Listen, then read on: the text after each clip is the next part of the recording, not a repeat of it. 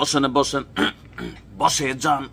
হুজুর আপনি শুরু করেন, মানে দোয়াটা আমরা সবাই হাত তোলেন। আল্লাহ আল্লাহ স্বীকৃতি কো আল্লাহ।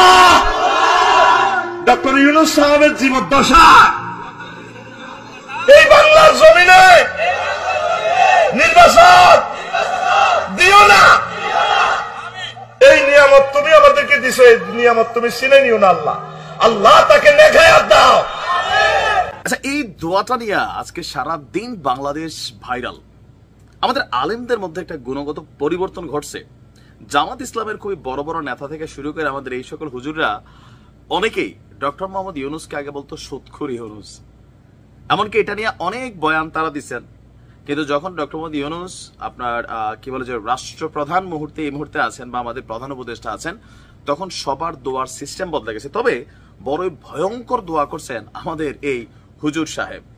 আমি হুজুরের নাম মেনশন করলাম না, তবে শেখ হাসিনার আমলে এই সকল কারণেই এরকম হুজুররা অনেক সময় বাটাম খাইছেন। আমি বাটাম শব্দটা ইচ্ছে করে ব্যবহার করলাম। আপনি ডক্টর মোহাম্মদ ইউনূসের জন্য দোয়া করতে পারেন, সারা রাত নফল নামাজ পড়া কোরআন খতম দিয়ে আপনি দোয়া করতে পারেন, কিন্তু এটা ওয়াজের মাঝে আপনি যখন এই ধরনের বক্তব্য দেন, এটা একটা রাজনৈতিক বক্তব্যে পরিণত হয়। কারণ ডক্টর মোহাম্মদ ইউনূস তিনি একটা রাজনৈতিক দলকে কম বেশি রিপ্রেজেন্ট করেন। আমরা আমাদের প্রধান উপদেষ্টার জন্য দোয়া করব, আপনি মিসকিন খাওয়ান, দান সদাকা করেন, কোনো সমস্যা নাই। আর এই যে কথাটা বললেন যে ডক্টর মোহাম্মদ ইউনূসের জীবদ্দশায় নির্বাচন দিও না, তাহলে মইরা যাওয়ার দোয়াই কি করতেছেন অল্টারনেটিভলি? না মানে আমি বুঝতে চাচ্ছি, আমার কাছে এটাই মনে হয়েছে যে কৌশলে দোয়া কইরা মৃত্যু কামনা করলো। আচ্ছা, ডক্টর ইউনূসের বয়স কত চলে? 80-র কাছাকাছি। তো মাশাআল্লাহ ওনার শরীর এনার্জি যেই লেভেলের আছে, তিনি আরো 10-20 বছর বাঁচবেন। আমরা দোয়া করি আল্লাহ তাআলা নেক হায়াত দান করুক। কোনো মানুষ মানুষের মৃত্যু কামনা করে না, তো তিনি আরো 10 বছর 20 বছরও বাঁচতে পারেন, তাই না? এখন এই হুজুর যে দোয়া করতেছে আর জনতারে হাত তোলাইতেছে, তাহলে তো ভাই ডক্টর ইউনূস যদি আগামী 20 বছর বাঁচে এই দেশে কোনো নির্বাচন হবে না, তাতে এই আলেমদের আসলে ফায়দাটা কি হবে? নাম্বার 1। নাম্বার 2, এই দোয়াটার অল্টারনেটিভ তাহলে এটাই যে যত দ্রুত আল্লাহ পারেন ডক্টর ইউনূসের তুলা নিয়ে যান, নিয়ে দেশে নির্বাচন দেন। তিনি আসলে কার পক্ষে নির্বাচনের জন্য কথা বলছেন? ওয়াজের মাঠটারে রাজনীতির মাঠ বানাই ফেলছে বহুত আগেই, এটা কিন্তু বাস্তব। আর এটার পিছনে সবচেয়ে বড় ভূমিকা কয়েকটা ইসলামিক রাজনৈতিক দলের আছে। ধর্মীয় যখন একটা প্রোগ্রামে দেখেন, আমি একজন মুসলিম, আপনি একজন মুসলিম, বা বিভিন্ন ধর্মের, আপনি যে ধর্মেরই হন, এই জায়গাগুলো হচ্ছে মানুষের অনুভূতির জায়গা, আবেগের জায়গা।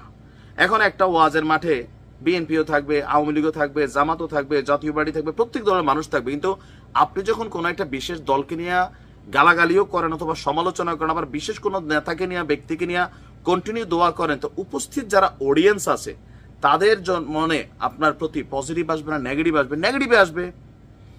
আওয়ামী লীগের আমলে বহুত ওয়াজ মাহফিল বন্ধ করে দেওয়া হইতো, কেন? এই ধরনের বক্তব্যের জন্য। এমনকি এই যুগে আইসো কয়েক জায়গায় বিএনপির নেতারা ওয়াজ মাহফিলে হাত দিছে, কেন?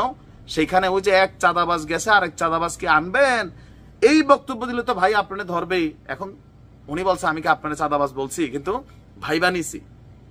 আমাদের আলেমদের অনেক সময় কুরকুরানি আছে, অনেক আলেমদের আমি উইথ ডিউ রেসপেক্ট বলি, আপনারা ওয়াজ করবেন পলিটিক্যাল ওয়াজ না, যে কোনো সময় ঝামেলায় পড়বেন। যাই হোক, হুজুরের নামটা কি বলবো নাকি কমেন্টে আপনারাই বলবেন।